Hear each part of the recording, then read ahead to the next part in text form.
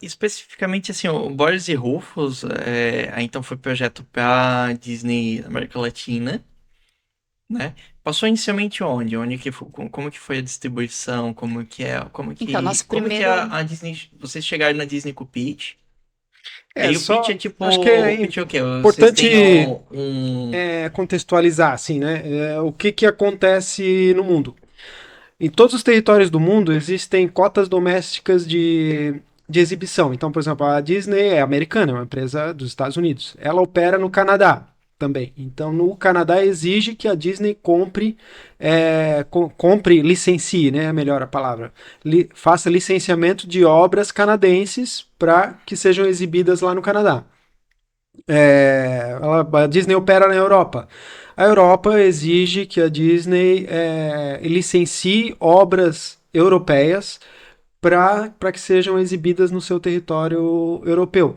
Então, assim, os governos eles têm essa proteção de mercado porque tem a ver com uma questão de preservação da própria cultura, né? Senão o mundo inteiro seria um grande McDonald's, né?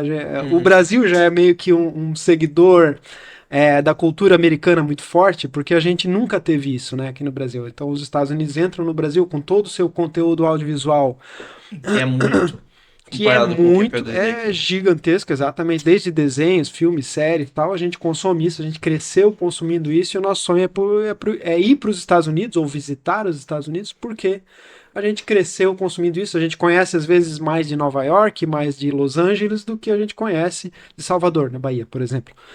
Então, a gente chama de soft power, inclusive, que é o poder cultural de uma cultura sobre outras, né?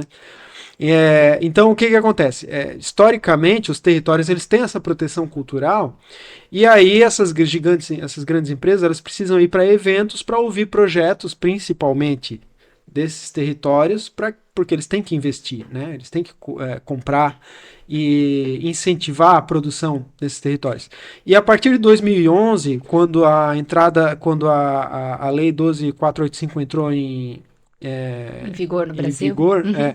que foi uma lei que vinha regular a entrada das empresas de telefonia no mercado de TV por assinatura. Então a Embratel, a Vivo, a Oi, elas puderam vender também TV por assinatura que antes era uma exclusividade da Sky, ou seja, a Globo ela era hegemônica nesse mercado brasileiro, a única operadora, né?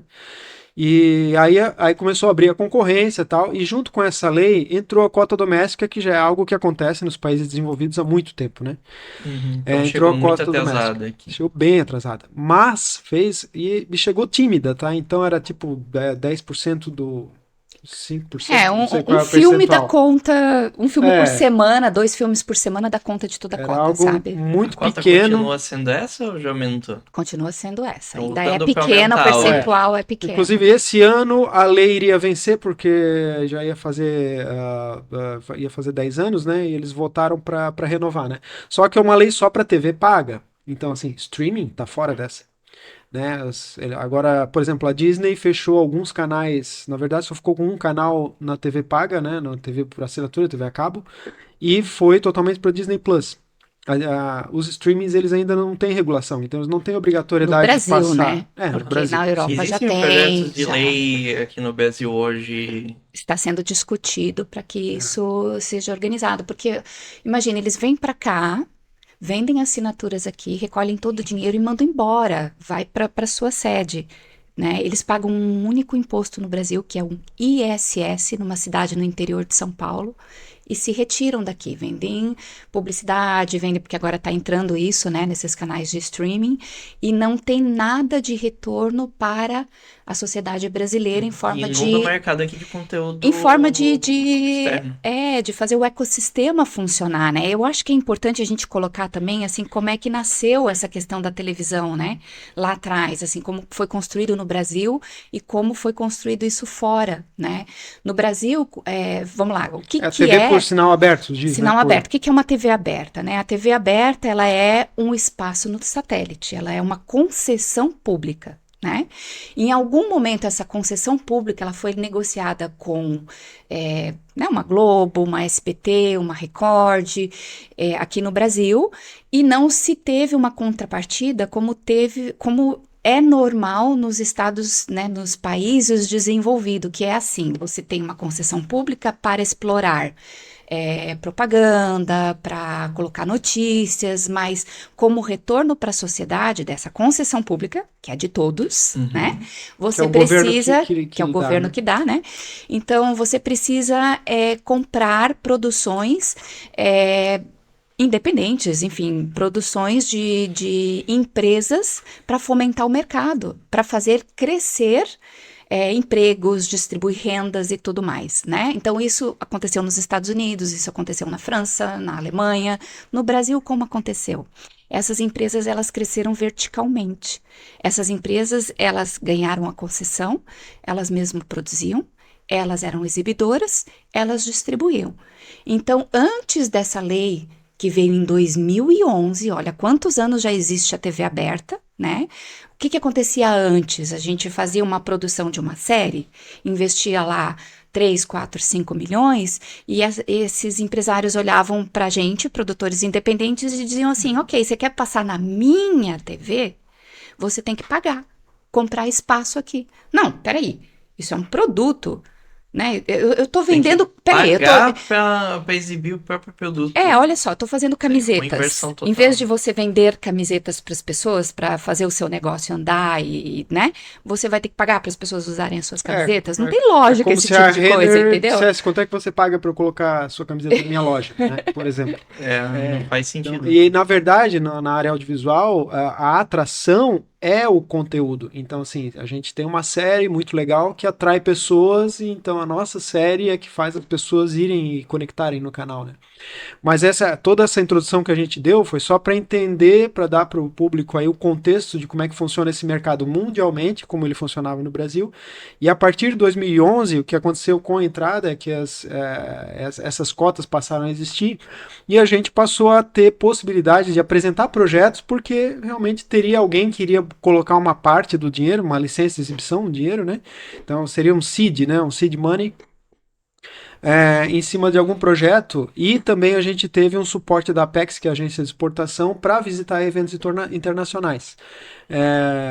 Porque um mercado que exigia a compra de conteúdo nacional também precisava garantir que essa oferta de conteúdo nacional existisse, né, para os canais que precisariam adquirir.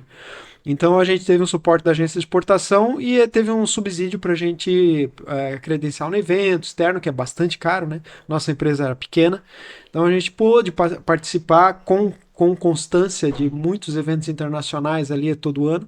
E ali a gente começa a criar uma rede de relacionamento, a gente começa a aprender muito sobre isso, né? E apresentar projetos. Então, como a Aline falou, vários projetos que a gente apresentou primeiro, a gente não tinha o conhecimento que a gente tinha hoje. Então, os outros canais eles não passaram, né? Não era interessante para o canal. Então, a partir que a gente foi caindo a ficha, foi aprendendo, tal, começamos a desenvolver direito o projeto. E o primeiro que a gente desenvolveu de uma forma mais correta foi o Boris e Rufus, e a gente apresentou para a Disney no evento. Eles gostaram do conceito, e aí eles assinaram a primeira janela de exibição, que é algo necessário para a gente entrar para a gente usar algumas leis de incentivo no Brasil.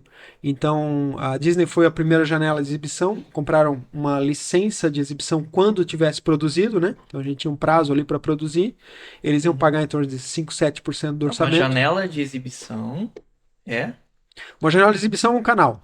É uma licença. É um canal. Por Quer exemplo, dizer que a propriedade fica com a empresa que está apresentando o material um exibidor. e eles podem exibir a partir do momento que está toda a série pronta por um determinado tempo, 2 anos, então 3 tem a janela anos. de exibição, isso pode ser com exclusividade ou sem exclusividade, Isso. dependendo da Nesse negociação. caso, a gente fez uma negociação para exclusividade em TV fechada. Então, depois a gente negociou com a TV Cultura, foi para a TV aberta, então a gente foi expandindo, né? Então, para outros caminhos. Eles negociaram com a gente TV fechada e seguraram também o direito de streaming. Naquela época ainda não tinha o Disney Plus, mas eles já estavam ali pensando, né, em como organizar, já tinha uma certa batalha com a Netflix, eles ainda tinham alguns conteúdos na Netflix, mas depois foram para esse caminho de criar o Disney Plus.